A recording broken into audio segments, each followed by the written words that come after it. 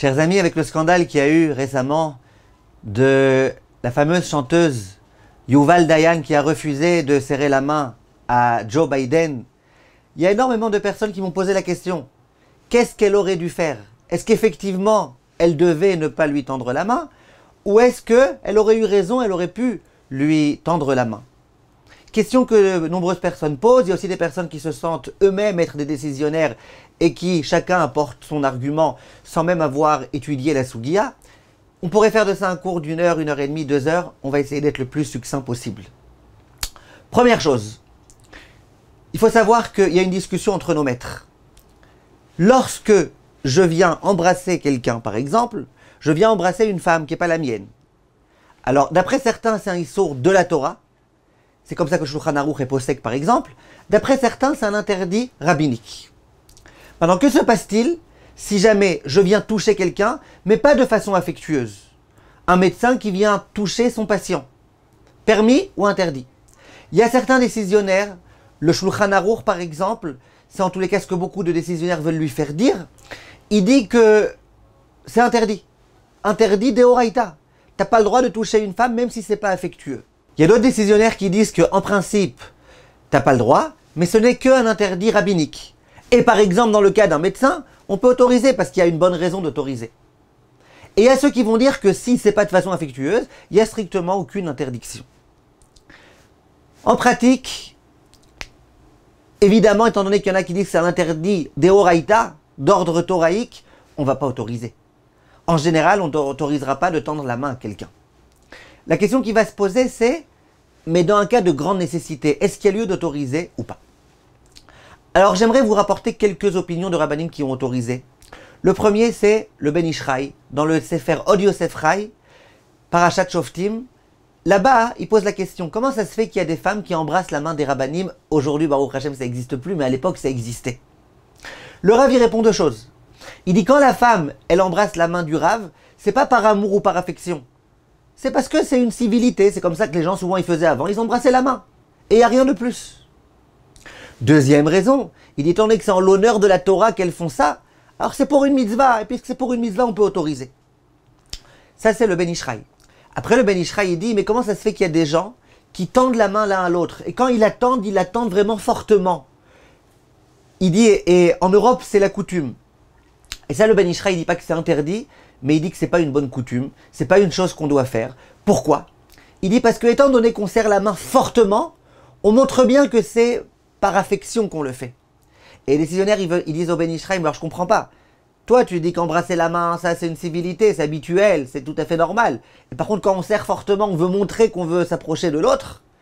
En tout état de cause, on voit des propos du Ben Ish Chai que quelque chose qui n'est qu'une civilité, qu'une façon, que du derech eretz, eh ben, il n'y a pas de problème. Ça, c'est le Ben Ish Chai.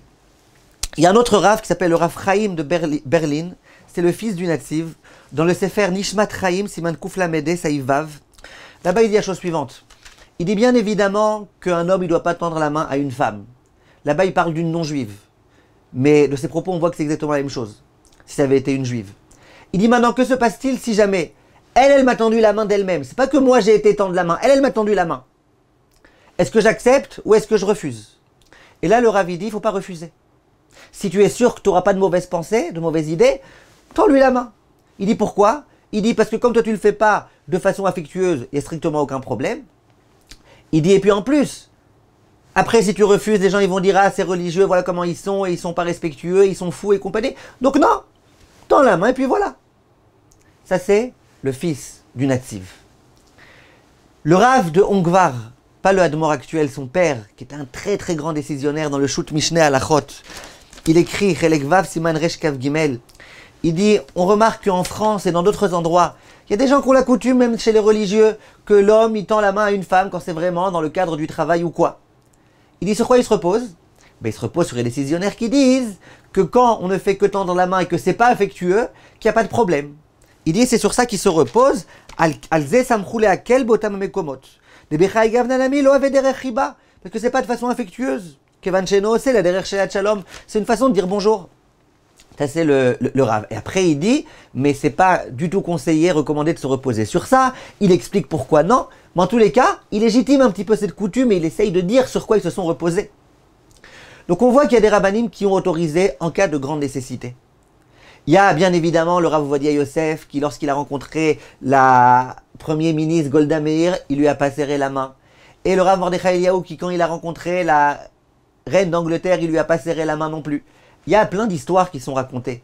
Mais en tous les cas, Meikar Adin, dans certains cas, quand c'est vraiment de façon pas affectueuse, mais de façon polie, eh ben, on a le droit de le faire.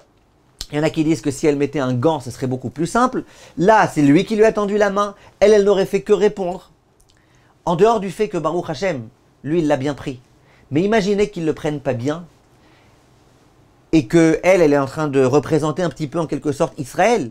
Et on sait très bien que les relations entre Israël et les États-Unis, c'est des relations qui sont importantes. Et on voit dans la halakha qu'il y a des choses qui en principe Shabbat auraient été interdites à un juif de faire pour un non-juif, et qu'on a autorisé de peur que demain, il va s'avérer que les juifs ils font ceci et cela, etc., etc., etc. Donc tu vois de façon explicite que ça a du poids cette chose-là, même pour autoriser des choses qui sont en principe interdites de la Torah, Minatora. Donc c'est évident que si elle avait accepté de tendre la main, ça n'aurait pas été un interdit du tout, elle aurait eu sur quoi se reposer.